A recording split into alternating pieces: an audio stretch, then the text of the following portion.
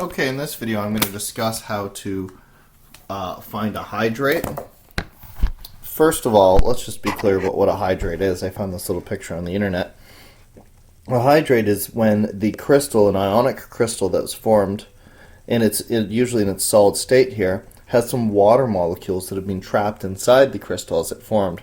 See, we can see in this picture, this is kind of cool. There's a water molecule. There's a water molecule. So the green and orange, or green and golden atoms here, obviously represent sodium and chlorine, so the cation and anion of the crystal. And what we can see is as this crystal came out of some sort of solution, it trapped water molecules within it. And so we say it's hydrated, or it's a hydrate, because it has water inside of it.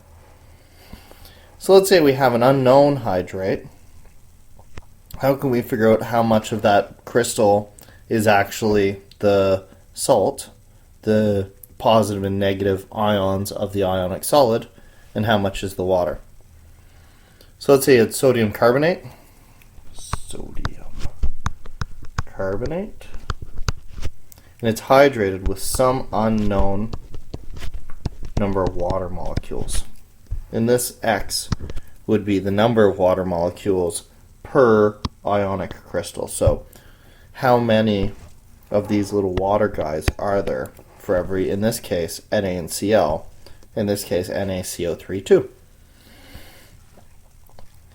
So a sample of 30 grams is heated to remove the water molecules. So the way that you get them out of there is you crush this all up and you put it on a hot plate and it will evaporate the water out of there. And the sample had an original mass of 30 grams. After heating it, the mass went down to 18 grams. To determine the number of water molecules in the original hydrate. So we heated it, and then we got separated out the sodium carbonate. Oh, I did that wrong twice. Sodium should have been 2 minus, or carbonate should have been 2 minus. Sodium should have been plus. When I crossed them over, it should have been sodium 2, carbonate 1. Sodium 2, carbonate 1. And then the water molecules we evaporated out, so they went away. There would have been X of them. So we had 30 grams total here. And then later, we had 18 grams of this after the water was removed. And so if that was 30 and that's 18, then this guy must have been 30 minus 18. The missing mass is 12 grams. Now we're almost there, but remember these masses don't represent individual particles, they represent totals. So what I want to do is I want to divide both of these by the molar mass to get the things into the number of particles or the number of moles so that they can be compared easily. So we got some math to do here because that sodium carbonate has a big molecular formula. The molecular formula for sodium carbonate is going to be 2 times, I think, 23. Yep, 23. Plus carbon, which is 12, plus 3 oxygens, which is 16. And it's in brackets, but it doesn't really need to be. There's only one of them. Anyways, 46.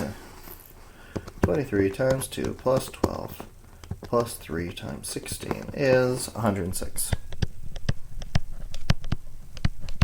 So to convert this into moles, I'm going to divide by 106.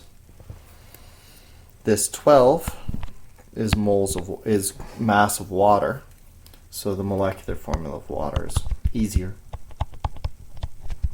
2 times 1 plus 16, just 18 grams per mole.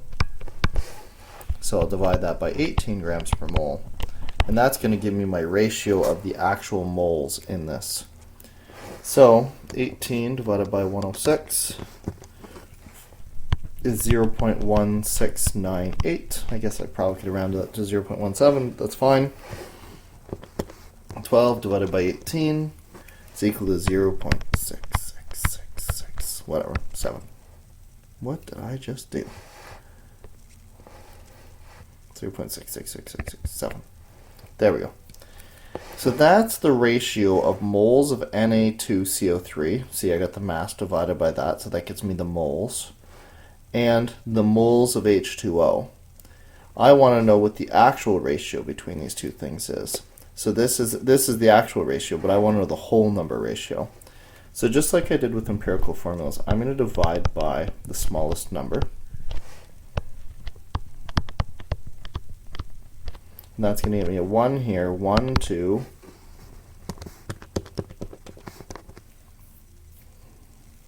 3.9 something. So that's approximately equal to 4.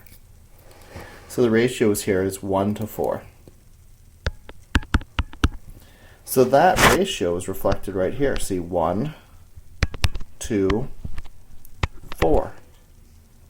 So what I can tell right away is that my original hydrate was with 4 water molecules. So I figured out how much mass was in each thing. Mass doesn't help me because the things don't weigh the same amount, so I divided them both to get them into number of particles, or number of particles being too hard to work with, I just changed them over into moles.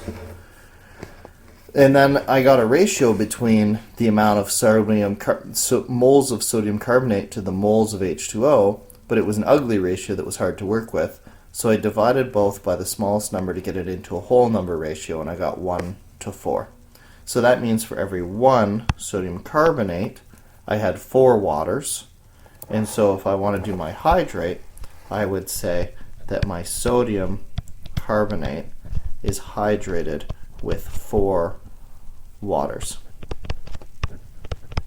If you're naming that, you'd call that sodium carbonate tetra, just like the prefix system for the non-metals, tetrahydrate. So that's how you find a hydrate.